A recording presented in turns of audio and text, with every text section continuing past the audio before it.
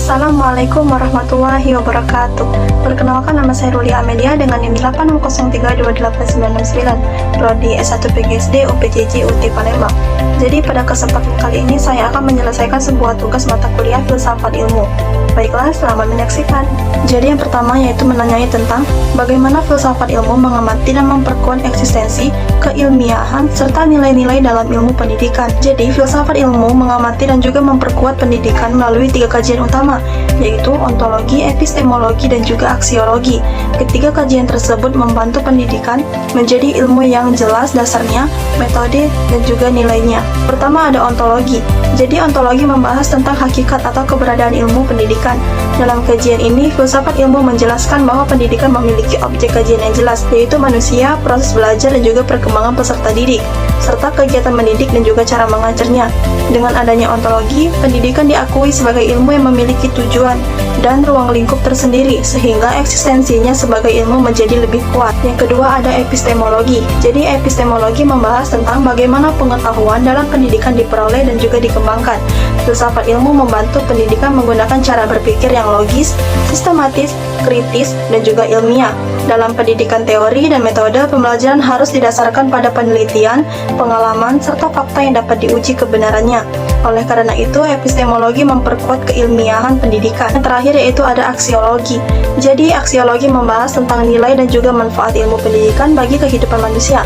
Melalui aksiologi, filsafat ilmu membantu pendidikan menentukan nilai-nilai yang baik seperti kejujuran, disiplin, dan juga tanggung jawab, serta rasa kemanusiaan. Soal kedua menanyai tentang bagaimana pendidikan yang bermakna dan bernilai turut memperkuat perkembangan filsafat ilmu. Jadi, pendidikan yang bermakna dan juga bernilai akan memperkuat perkembangan filsafat ilmu karena pendidikan menjadi tempat penerapan dan juga pengembangan pemikiran manusia secara kritis dan juga reflektif. Yang pertama yaitu pendidikan yang bermakna, mendorong peserta didik untuk berpikir rasional, bertanya, menganalisis, dan juga mencari kebenarannya.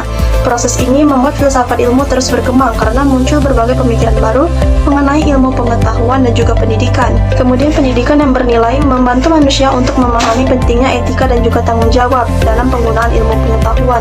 Dengan begitu, filsafat ilmu tidak hanya membahas pengetahuannya saja, tetapi juga manfaat dan juga dampaknya bagi kehidupan manusia. Melalui pendidikan, manusia akan belajar memahami hubungan antara ilmu, moral, dan juga kehidupan sosial. Hal tersebut membuat filsafat ilmu semakin berkembang sebagai dasar dalam menilai apakah suatu ilmu digunakan untuk kebaikan atau justru akan merugikan orang lain. Kemudian yang ketiga yaitu menanyai tentang mengapa filsafat ilmu dapat disebut sebagai pisau analisis, ontologi, epistemologi, dan juga aksiologi dalam membedah persoalan-persoalan pendidikan. Jadi, filsafat ilmu disebut sebagai pisau analisis karena membantu mengkaji dan memecahkan persoalan pendidikan secara mendalam melalui 3 kajian utamanya. Yang pertama ada ontologi. Jadi, ontologi membahas tentang hakikat atau apa yang akan dikaji dalam pendidikan. Ontologi membantu menjawab pertanyaan seperti apa tujuan pendidikan, siapakah peserta didiknya, dan apa hakikat belajar dan juga mengajar. Dengan ontologi, pendidikan dapat memahami dasar keberadaan dan tujuan pendidikan itu sendiri. Yang kedua itu ada epistemologi. Jadi epistemologi membahas cara memperoleh pengetahuan dalam pendidikan. Epistemologi membantu menjelaskan seperti bagaimana siswa memperoleh ilmu, metode apa yang tepat digunakan oleh guru, bagaimana keberadaan suatu teori pendidikan dapat dibuktikan.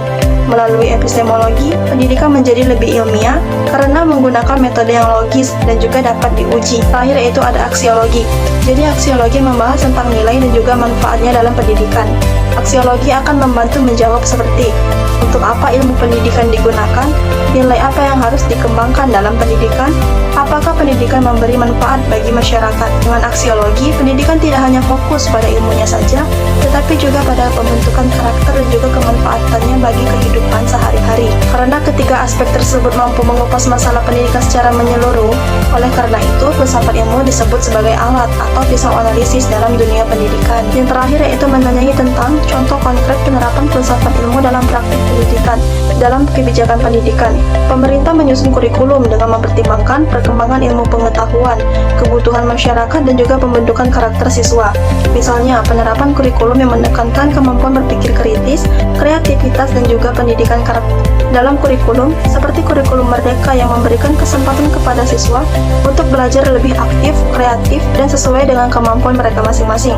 Kurikulum ini tidak hanya menekankan pada pada hafalan materi saja, tetapi juga pembelajaran berbasis proyek seperti proyek penguatan profil pelajar Pancasila atau yang lebih dikenal dengan P5 yang melatih kerjasama, berpikir kritis, tanggung jawab, dan kreativitas siswa. Kemudian dalam proses pembelajaran, guru tidak hanya memberikan ceramah, tetapi juga menggunakan metode diskusi, observasi, eksperimen, dan pemecahan masalah agar siswa aktif berpikir dan menemukan pengetahuannya sendiri.